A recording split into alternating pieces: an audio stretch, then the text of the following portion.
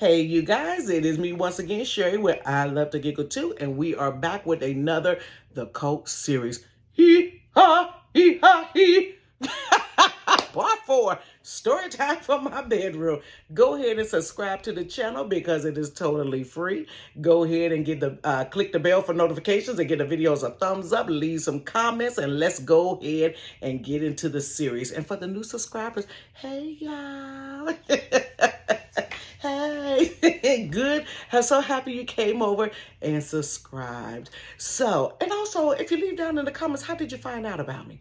Leave that for me so I can figure out what YouTube's algorithm is. Did everybody come from TikTok, Instagram, or was following me on another platform? I'm interested to know that part. So, before we get started, I don't know if you watched the first video, which was I Got Robbed. So, in that little video of Cult Part 3, I had asked you guys, did you want me to continue the Cult series or did you want to have something a little bit lighter about me getting robbed? Some people wanted the something light and funny, and some people wanted like, no, keep it with the Cult series. So I give you the best of both worlds and do 2 of them. So I did the 1 robbery and now we're here. So if you didn't watch the first one, I got some new cups coming in, new mugs. It says, hold, hey, I only lie daily to the customers. And then my friend created this shirt for me. So her name is Moni, no, it's not Moni Inspirations, it's Lisa Treasures, y'all, on Facebook. I'll put her information down in the description box, you guys. And so let's start with Cult Part 4, you guys. So this is the part where, honey, they thought I was kicking it with that man. Let me tell you something, y'all. I done did plenty of things and I done did a lot of wrong in my life. But I will not ever sleep with somebody that's a preacher that's married to somebody else. We don't do that. We don't do that over here. But this is how it happened. Okay. Let me get coffee, y'all. So this is how it happened. So I was a second assistant pastor. Remember that I told you I was walking past their house at one time and they was like, Woodard. The girl was hollering out the window when I had went to jail. And for the new people, go back and watch the one that said I went to jail and then catch up to speed and you'll know exactly what I'm talking about. So I was the second assistant pastor at that church. So it was a lot of information from people's lives in the ministry that he would call, or either he and his wife would have a meeting. We would all have a meeting to try to get some words of wisdom on how to lead the people, or if they did something, what should we do, blah, blah, blah. He wasn't going to make the sole decision on himself. So there was a lot of information regarding people's personal lives that I was privy to. Some of it, I think he was just gossiping, to be honest. And some of it, we really needed to find out how we can help this person or what have you. So this is what happens. So my husband at the time, he did not go to church. He came a little bit, but he didn't come a whole lot. So my pastor will always call me, y'all. First of all, he was always calling older women. You already know the church is mainly full with a bunch of women and very few guys. And the ones that are in there that's married to some of the women, a lot of time those men leave or they get jealous or they don't have a great relationship. Not always with the pastor because of the relationship the female may have had with the pastor. So me just being not goofy, just not paying attention, missed this whole scenario. And now looking back in hindsight, I can see why people thought we were kicking it. But that, believe me, y'all, that was not the deal. I haven't lied to y'all. I ain't going to lie to y'all. So he would call us all the time. Now, mind you, years later, I found out that his wife, used to get mad when he was calling all them sisters. He would call one sister after the other sister after the other sister. So by the time he would call I didn't know when I would pick up the phone or somebody else, another sister in the church would pick up the phone. You didn't know that he just made a round of phone calls to every single woman in the church. So her thing was, leave those girls alone. Leave them women alone. They grown, they got kids. You don't have to be up talking to them every single day on the phone. So she feeling some type of way as a wife because your husband want to keep hee-hee and kiki on the phone with sisters and it ain't business related. Either you would get on the phone like you were calling them for some type of church business, and then it would end up being just you just kiki and hee-hee, on the phone and your wife is sitting there. She wanted you to pay some attention to her. But at the end of the day, what she would do was she started hating on the sisters because they was talking to him.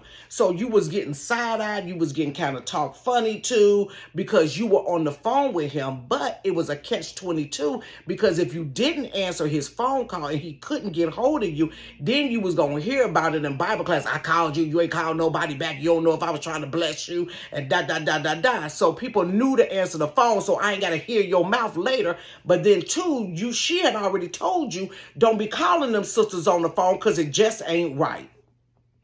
So that's the war that they got going on between one another. And we the pawns in the middle, not knowing we being used as a pawn.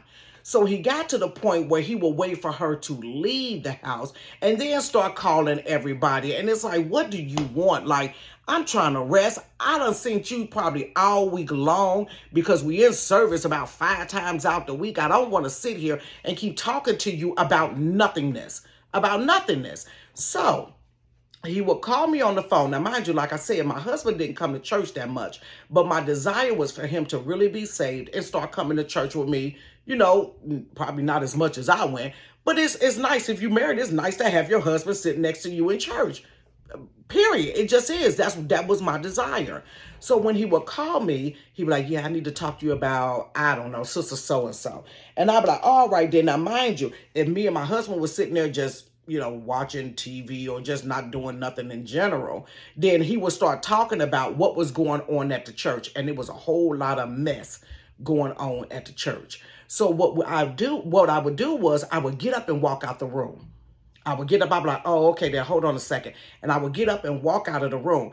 Now, mind you, the reason why I'm getting up to walk out the room is because I don't want my husband to hear about the dirt that's going on in the church. I want you to come to church. So I don't want you to know that there's a whole lot of mess going on with some of the people there.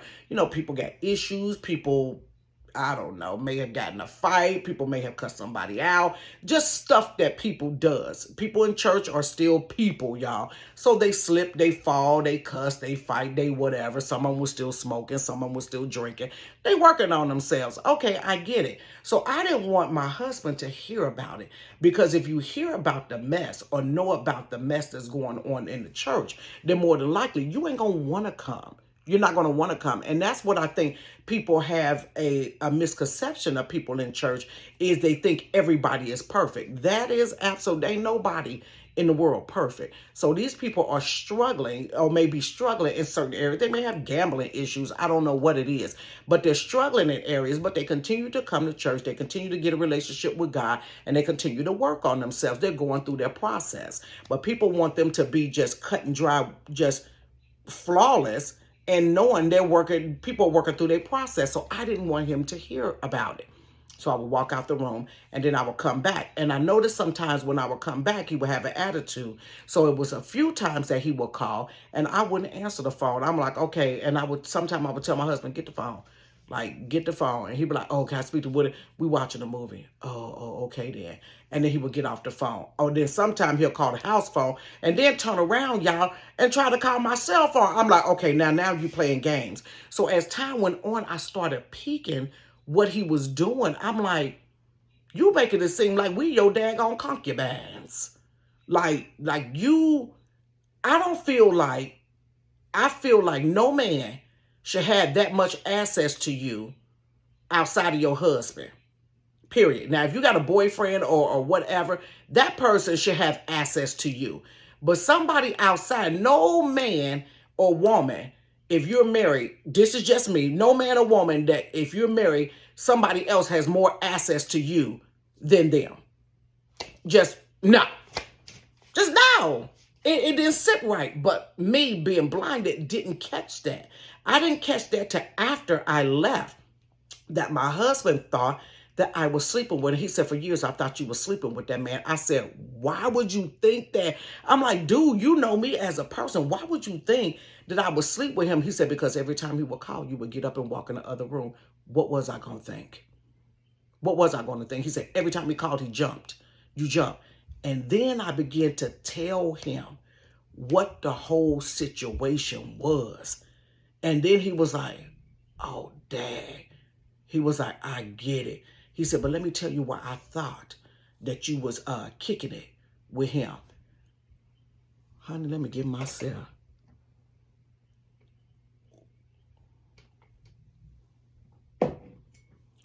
My ex-husband had a brother. My husband at the time got a brother. And the brother lived with the mama. And the mama took in this girl. She was, I don't know how old that girl was, probably like 18, 19 years old or what have you. So the girl, I don't know how that girl ended up coming to our church. So the girl ended up coming to our church. She only came, y'all, about 3 times she came. About 3 times. They would take her home. Now, mind you, my husband's mom, my ex-husband's mom, lived way far, like 45-minute drive. They would take her home when she would come. But my thing is, you couldn't take my kids around the corner, but you could take somebody 45 minutes away. Okay? Peep this. No lie. God's honest truth. This is what I found out after I left. The reason why my husband thought I was sleeping with him, because he knew something about them that I didn't know, and he held it back from me for years until I left, and then he told me. So the girl, they would take her home. So he took her home. The pastor man took her home one time. Made a pass at her. Subtly. And she just kind of, whatever. She didn't really respond to it. I don't know if it went over her head. No, it didn't go over her head because she told his brother when she got to the house. She told the brother what they had did. So she came back to the church still trying to, get right. Maybe, how you be like, maybe I misconstrued it. Maybe I didn't really think it was what it was. Woo, woo, woo. So the second time, him and her took the girl home. 45-minute ride, but you can't take me and my kids around the corner. Y'all, I can't get past that. So go ahead, and they dropped her off. Third time, they took her home. This was now, she didn't come boom, boom, boom. She came like boom, miss, boom. She popped up sporadically. It was time in between each one. The third time they took her home, him and her asked her to have a menage a trois. Ooh.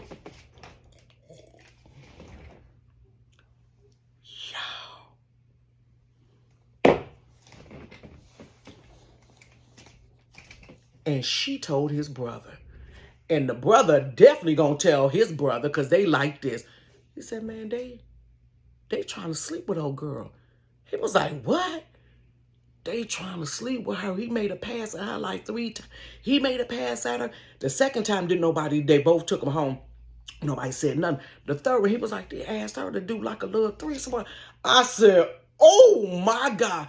And then he said, that's why I thought you were sleeping with him, because they was trying to sleep with old girl. Baby, listen. I could have felt I reassured him. I said, let me tell you something. I've never thought about it.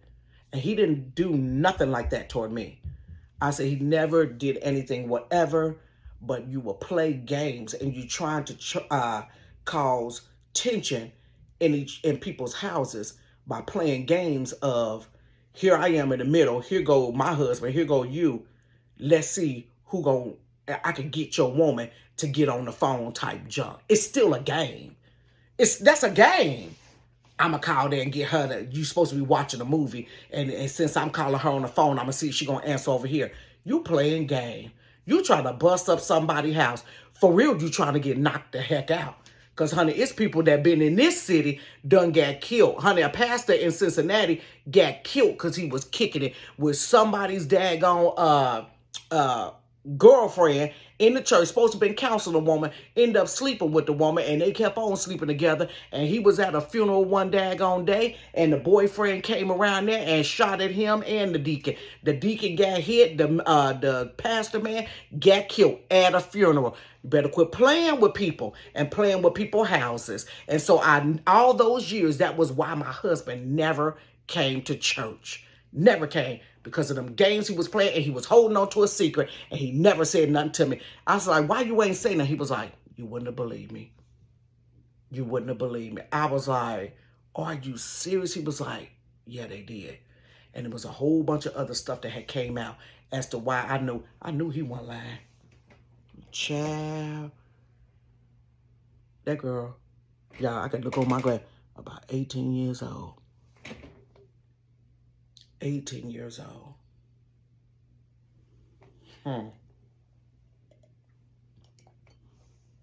And then they tried to get all of us to move down to, what's it, Texas, Tennessee, or something like that.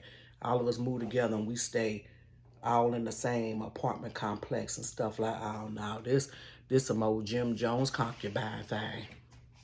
Some old Jim Jones. And somebody had asked me down in a comment, I forgot who it was. I had answered their question that they had. And they had asked about the lady that had the daughter that they continually pick with. Did she ever leave? She one day was flipping through the channels on her TV, just flipping through the channels, looking for something to watch. And she had stopped on this movie.